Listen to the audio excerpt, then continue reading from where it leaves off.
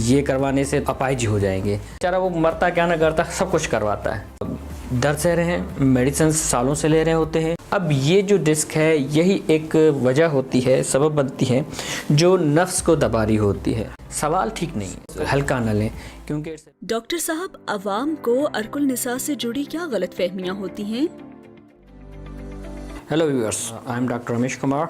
हमारे माशरे में कुछ ऐसी गलतफहमियाँ पाई जाती हैं जो अमूमन न्यूरोसर्जरी से रिलेटेड हैं। तो हम चाहेंगे कि आज की जो डिस्कशन हम करेंगे उसमें उस गलतफहमियों को जितने हद तक दूर कर सकते हैं उसको हम दूर करें। पहले नंबर पे ये पाया जाता है कि जितने भी लोग हमारे पास अमूमन आते हैं जिनको कमर में दर्द हो रहा है और वो कमर का दर्द टांग में जा रहा है, तो उनको अगर किसी लिहाज से हम कोशिश करते हैं पहले तो मेडिसिन से ट्रीट कर सकें कंजर्वेटिव मैनेजमेंट के थ्रू। बाज़ दफ़ा ऐसा होता है कि वो पेशेंट कंजर्वेटिव मैनेजमेंट को रिस्पॉन्ड नहीं कर रहे होते हैं और उनकी कुछ इन्वेस्टिगेशन के बाद और हमें पता चलता है कि कुछ ऐसी चीज़ें हैं जो सिर्फ और सिर्फ सर्जरी से ही रिजॉल्व हो सकती हैं, तो हम उन्हें सर्जिकल मैनेजमेंट के हवाले से कुछ एडवाइस करते हैं। लेकिन जैसे ही वो सर्जरी का सुनते हैं तो उनको ऐसा लगता है कि सर्जरी करवाने से उनकी नीचे टांगों का पावर चला जाएगा, उनकी मर्दाना कमज़ोरी चली जाएगी, वो कभी खड़े नहीं हो पाएंगे और ये करवाने से अपाहिज हो जाएंगे।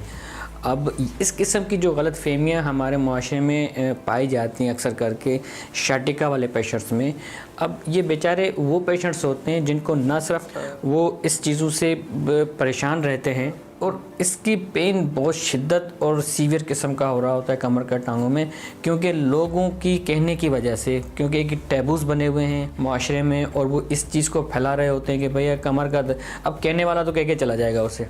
अब वो तड़प रहा है, सर्जरी नहीं करवा रहा है। अब सर्जरी नहीं करवा तो उसके बाद वो हर मुमकिन चीज़ करता है। मुख्तलिफ़ किस्म की चीज़ें आ गई हैं आजकल मार्केट में, हर किस्म की मसाजेज़, फिर पता नहीं कौन सी कैपिटीज़ थेरापीज़ हो रही हैं। और कोई तो इस तरह हद तक चले जाते हैं, वो कहते हैं कि इंजेक्शन लगवा के यहाँ से खून निकलवाते हैं तो काला खून निकलता है तो उससे भी आराम आ जाता है। तो लिस्ट ऑफ थिंग्स, और बेचारा वो मरता क्या ना करता, सब कुछ करवाता है सर्जरी के अलावा, और वो ठीक नहीं होते और उस हद तक पहुंच जाते हैं कि वो सर्जरी ना करवाने के बाद जो अल्टीमेट कॉन्सिक्वेंसेस उसके ये हो जाते हैं कि वो खुद उस दबाव की वजह से नस की अपाहिज के दहाने पे पहुंच जाते हैं।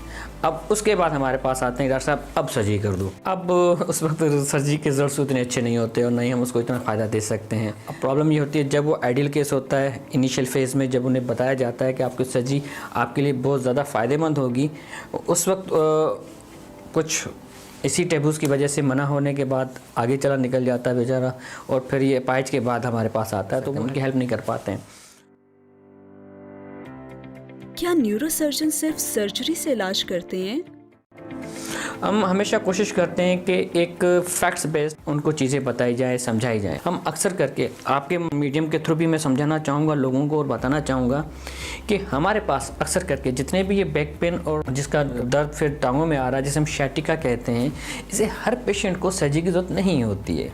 इनिशियल फेज़ में अगर हमारे पास आता है तो हम हर एक पेश की सर्जरी नहीं करते हैं जनाब। हाँ, जिनको इंडिकेटेड बनती है हमने उनको ट्रीटमेंट दे दी, कंजर्वेटिव दे दी, थेरेपी दे दी, उसके बावजूद वो उससे रिजॉल्व या उससे जहाँ पर नहीं हो पा रहा, उससे बाहर नहीं निकल पा रहा है, हाँ, तो फिर हम उसकी प्रॉपर इन्वेस्टिगेशन और इन्वेल्यूशन के बाद हम डिसाइड करते हैं कि इसको सर्जरी की ज़रूरत है या नहीं है। हमारे यहाँ जो डिसीजन लिए जाते हैं वो फैक्ट बेस पे नहीं लिए जाते, वो सुनी सुनाई बातों के बेस पे लिए जा रहे होते हैं जिनकी वजह से उनको आगे चल के बहुत ज़्यादा नुकसान हो रहा होता है।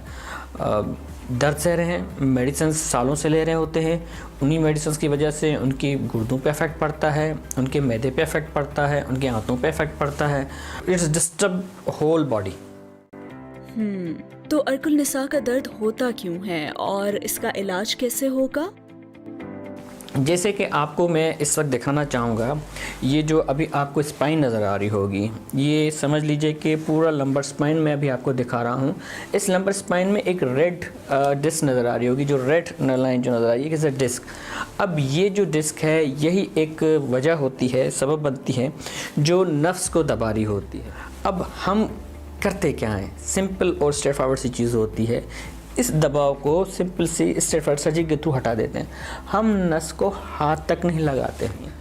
दबाव की वजह से अगर कोई मसले हैं तो अलग बात है, लेकिन हम एक दफ़ा सिर्फ और सिर्फ उसको हटा देते हैं। इसी तरीके से होता है जैसे हमारी उंगली किसी दरवाजे में आ जाए और मेरे पास पेशेंट आते हैं और कहते हैं डॉक्टर साहब मुझे इसी में ही दवाएं इंजेक्शन सब लगा के ठीक कर दो और ये दरवाज़ा वरजा जैसे जैसे उसे पड़ा रहे दो। ऐसा हो नहीं सकता। आप भी समझदार लोग हैं, कभी भी उंगली दरवाजे पे लगी हुई हो और आप कहें कि वहीं से ठीक हो जाए तो मुमकिन नहीं है। तो इसी तरीके से अगर नस एक दफ़ा पे दबा हो जाए और आपको कंजर्वेटिव ट्रीटमेंट मेडिसिन को रिस्पॉन्ड नहीं कर रही है तो एक चीज़ अंडरस्टूड बात है कि ये अब उसको रिस्पॉन्ड नहीं करेगी, अब उसको सर्जरी ही चाहिए, उस दवा को हटाना ही पड़ेगा, तभी जाके पेशेंट को सुकून मिलेगा। तो ये लॉन्ग टर्म मेडिसिन चल रही होती हैं वो खाने की ज़रूरत नहीं पड़ेगी। अच्छा, और मरीज को सर्जरी की तरफ कब जाना चाहिए? हाँ, अगर एक न्यूरोसर्जन ने एडवाइस किया है तो लाजमन नहीं है कि आप इमीडिएटली उस चीज़ की तरफ रन करें। आप 2 न्यूरोसर्जन से या एक और न्यूरोसर्जन से आप ओपिनियन ले लें और उसके बाद खुद डिसाइड कर लें कि न्यूरोसर्जन्स की मेजॉरिटी डिसीजन क्या आ रही है। तो उसके बाद बेहतर आसानी हो जाएगी आपके लिए डिसाइड करना कि सर्जरी के लिए थोड़ा जाना है नहीं जाना। हाँ, बाकी सर्जरी किससे करवानी है, दिस इज़ योर डिसीजंस, वो आप पर है। आप किसी पे भरोसा है, एतमाद है, आप उससे करवा लें। लेकिन अगर डिसीजन सर्जरी की तरफ जा रहा होता है तो हल्का ना लें, क्योंकि it's a very very important for you, क्योंकि फंक्शनल स्टेटस लाइफ का जो है ना वो बड़ा इंपॉर्टेंट रहता है।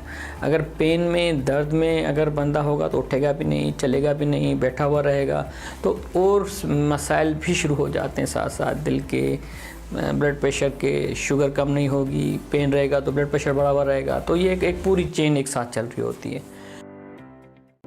वैसे डॉक्टर साहब, गारंटी क्या होती है मरीज के ठीक होने की? यहाँ पे थोड़ा सा प्रॉब्लम है।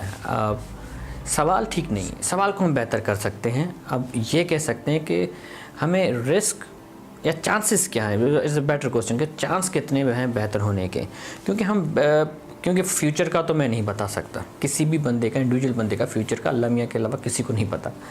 हाँ, लेकिन ये ज़रूर बता सकता हूँ कि उस चांसेस कितने हैं उस कंडीशन, इन पर्टिकुलर उस पेशेंट के हवाले से, क्योंकि हम ये सर्जरीज होती रहती हैं, हमारे पास इसके एविडेंस पड़े हुए हैं, शायद हैं, काम होते रहते हैं। इस किस्म के पेशेंट्स की अगर सर्जरियाँ की जाती हैं तो कितना उस पेशेंट को फ़ायदा हो रहा होता है, अगर उसके एसोसिएटेड अगर कोई रिस्क आ रहे हैं तो क्या क्या आ रहे हैं, वो सारी चीज़ें उसके सामने रखी जा सकती हैं और फिर डिसीजन बिल्कुल वो खुद लें कि उन्होंने उस बेसिस पे उतनी बेनिफिट रिस्क पे जाना है नहीं जाना है, वो totally on their hand.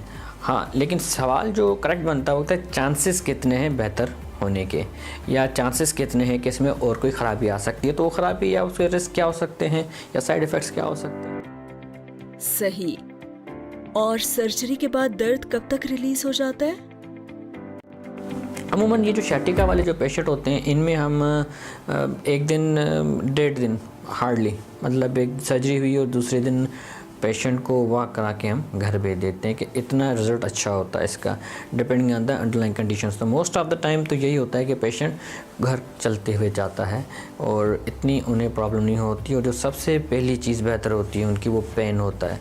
Pen सबसे पहले बेहतर होता है उनका, और वही चीज़ होती है जो सबसे ज़्यादा उन्हें तंग कर रही होती है।